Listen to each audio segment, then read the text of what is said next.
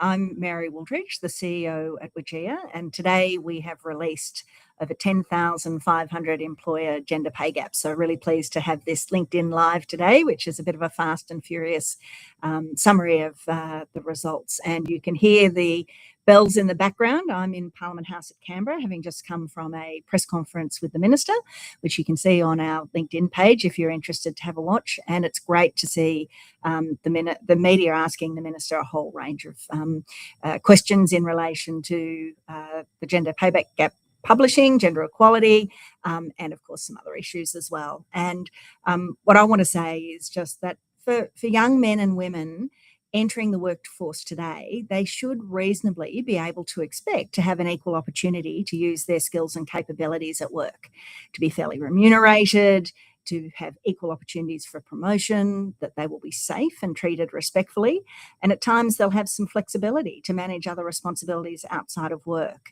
And this is what fairness and equality at work is really about, and that the gender pay gap is a proxy measure for that equality. We are pleasingly seeing progress, and the annual publication of employer gender pay gaps has motivated employers to act on gender equality after progress had previously stalled. So what we're seeing today is nearly 2,000 employers have a gender pay gap close to zero, and this number is growing. That is, there's very little difference for those companies between what, on average, men and women are paid at their workplace. The majority of employers have reduced their gender pay gap, and this is represented by widespread action across industries and across the economy as a whole. The national midpoint, that's the point where 50% of employers have a higher gender pay gap and 50% have a lower gender pay gap, is 11.2%. And this has substantially dropped from 12.1% last year. And we're seeing a little more balance, with an improvement in the representation of women in the highest paying roles and a reduction of representation of women in the lowest. But men are still 1.8 times more likely to be in the top 25% of earners than women. Many employers are doing the hard work, doing the analysis, drawing on the evidence of what works, and doing action planning to ensure they are heading in the right direction. And importantly, employees are more consistently being asked to input into the solutions as well. But we still have a long way to go. Employers in high-paying and men-dominated industries are more likely to have larger gaps. And for example, 85% of employers in the finance and insurance industry have a gender pay gap above the national midpoint, as do 84% of construction companies.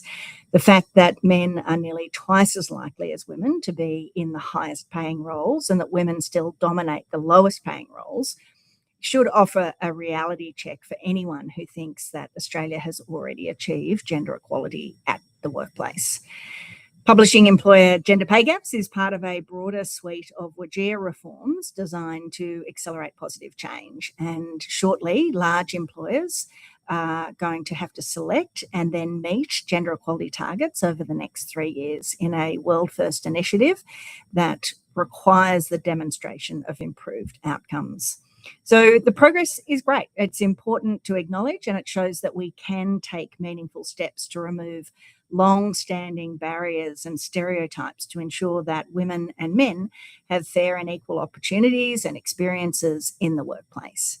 So that's the high-level results. Karen has collected some questions from you, and please put questions into the chat if you have any, and we'll try and get to them. Karen, you joining us to let me know what the questions are. Absolutely. Thanks, Mary. Well, are there any surprises in the numbers today? So we're always surprised by the numbers and the results, and that's what's part of the joy. And I certainly encourage everyone to go to the WGEA website and look at the Data Explorer for the individual results for different employers. A couple of things that are interesting is that 17 employers actually don't have a gender pay gap calculated because their composition of their workforce is 100% men or women. So we can't actually do a calculation of a gender pay gap when that's the case. Also, more than 200 companies do not have a single woman in their highest earners, the top quartile. So it still surprised me that in this day and age, that women in some cases are still not represented in those higher paying roles. But it's just an example. They're relatively small numbers, but just an example of that we need to keep doing the work, and that in every industry, some employers are in the target range of a gender pay gap close to zero, but in some industries, those gender pay gaps are still very high as well. They can do it. It just needs the work. Great, thanks, Mary. What does the data suggest is the biggest challenge to progress on workplace gender equality? So the thing is, it's unique to every employer. It's not specific to, there's not a silver bullet of the things we need to change. What we say collectively, though, it's absolutely critical that workplaces are safe. You can't have safety without equality. Sorry, the other way around. You can't have equality without safety in terms of it has to be a first point, and that's why the positive duty laws are so important. We do see high segregation in roles, and those higher paying roles, that the proportion of women at senior management levels and in those higher paying roles is still has a long way to go. And there's different issues in different industries. So in the finance industry, for example, they've got a balanced workforce, but they've got some of the highest gender pay gaps because it's predominantly men in the high paying roles. The construction industry is the second highest gender pay gaps, but that's because they don't have women in the industry, and about 80% of the workforce is men. So different issues in different contexts, but access, having a more balanced composition across both higher and lower paying roles is an important part of narrowing the gap. Thanks, Mary. And I'll just remind anyone, if they want to ask a question, to please put it in the chat. Now, this is the third year WGEA has published gender pay gaps. What shift have you seen among employers, and what remains stubborn or resistant to change? So pleasingly, we have seen this increase in doing the analysis, what we call a gender pay gap analysis, and ideally a comprehensive one that not only looks at pay and composition, but looks at things like employee experience, what's happening at recruitment, are people of gender across the genders being equally retained and promoted, what's happening about the uptake of parental leave and access to flexible working arrangements. So we have seen a big increase in the proportion of companies that are doing the gender pay gap analysis, but there's still about a third of companies that aren't regularly doing that insight and using the data to inform their actions. So that's an important inroad. That's the start of every set of questions about what's driving our gap and what do we need to do to address it. Thanks, Mary. Now, as you mentioned before, targets are coming in this year. Large employers with 500 or more employees will be required to select them. Are you willing to predict how gender pay gaps will be impacted by that this time next year? So I'm not going to pick a number. That would be setting myself up for failure, I'm sure. But these reforms are designed to accelerate change, and we're seeing that acceleration. As I said, the gender pay gap had stalled about 4 years ago, and now we're seeing the reductions happening again. So it's a combination of reforms. It's this publishing of gender pay gaps. We're getting great feedback about the requirement for WGEA reports to go to boards, and at the most senior level, boards, directors, C-suite are now enhancing their understanding, their literacy about what is the gender pay gap and what's driving it in their organisations. And of course, the target setting is a good part of the momentum and the acceleration of change to actually expect and require progress rather than just the reporting of the current context. So they're really important reforms. As long as we're accelerating change, that's the reforms doing what they've been designed to do. Fantastic. We're still waiting for questions to come through. So just from an employer point of view, you sort of have a lot of conversations with employers. What do you find, they are asking about what sort of actions they should be taking and the progress they're making? So it's across the board, and there's no one size fits all solution for employers. It is important that analysis is done to understand the unique context of the individual employer and their workplace. And so, we get questions across the board on, how do we get more women into senior roles? How do we retain women in industries where there's not a lot of women to start with? What do we need to do in relation to our culture and our processes to make sure women are attracted to the industry? And there's different answers in each of those contexts. Many of those can be solved by individual employers, but there are some that are broader reflections on the industry structure, that it's good if that can be worked at peak bodies as well, and in collective action with employers across the board. How do we attract more women into the construction sector, for example, into mining? And there's been some great work by individual employers on that front. So, WGEA is here to obviously administer the Workplace Gender Equality Act, but the critical two elements of that are that companies report to us, and now that companies are achieving and progressing against gender equality targets. And we work to support employers to achieve both of those things. Fantastic. Well, what do you think, what would you like the main message from the data release today for people to take home and understand in summary? I think the thing is we are making progress. It is accelerating, but there's still a long way to go. And I might seem like a bit of a broken record on this, but it's good that we're on track, and we need to acknowledge progress, but use the data.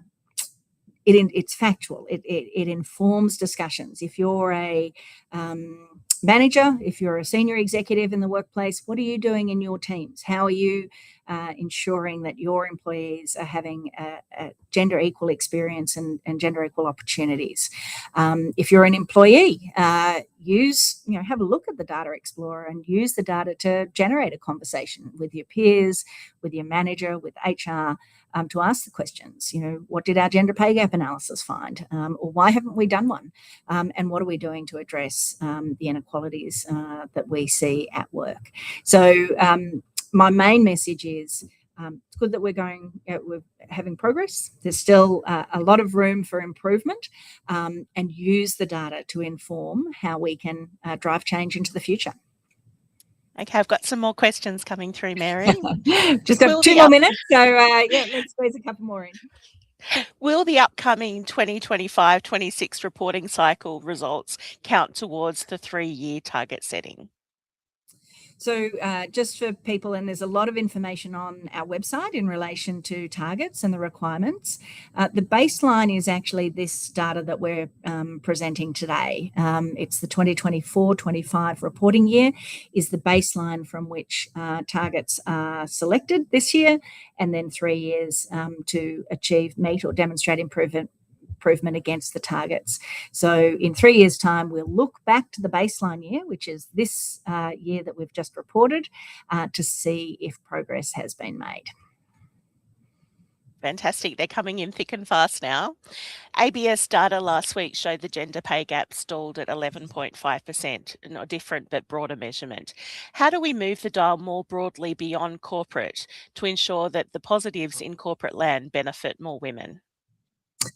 So a couple of things. First of all, is the ABS data from last week is a very different measure from what we're publishing today. It only looks at base salaries, and it's only for full-time employees. So the WGEA measurement of the gender pay gap is much broader, but it's an important signal.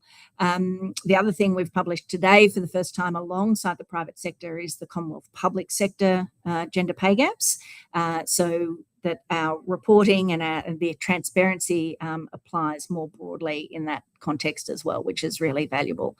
But there are good lessons both from the public sector and the private sector that can be drawn, and we encourage employers to look at your peers, look at other industries, look at other large employers if you're a large employer, or smaller employer likewise, and access the link under the gender pay gap to employer statements to understand companies that are doing well, what are they doing? What's driven the change? What's helped to narrow that gender pay gap? So there's plenty of evidence. Once again, encourage people to look at the WGEA website for our action planning playbook, which highlights the evidence that's there on actions that can be taken depending on the particular challenge in an individual workplace. So plenty of evidence there. Use it to help address the challenges in your particular context. Fantastic. Thanks, Mary. We've got quite a nice question to finish up on, so I'll just ask it and I'll let you say goodbye to everyone. What is something that you're proud of that we've achieved as a nation this year? Oh, that's a lovely question. And I am proud that we have really progressed the conversation, that we've moved from a discussion about equal pay for equal work, which is really important, but it's only a subset of this discussion, to a broader discussion around composition and pay, why we have so many men in higher paying roles than women, and what we're doing to address it, and that there's an accountability now for individual employers. So that progression of the understanding of the debate, and I think the translation of that into improved outcomes for men and women in a workplace and in workplaces across the nation is really, really pleasing to see. That doesn't, of course, mean that we stop. There's a lot more to go, but I really believe that we're on a track. We're accelerating change, and it's making a difference in the lives of individual workers. Great. Well, that's all we've got time for. Thanks very much, Mary. Enjoy the data.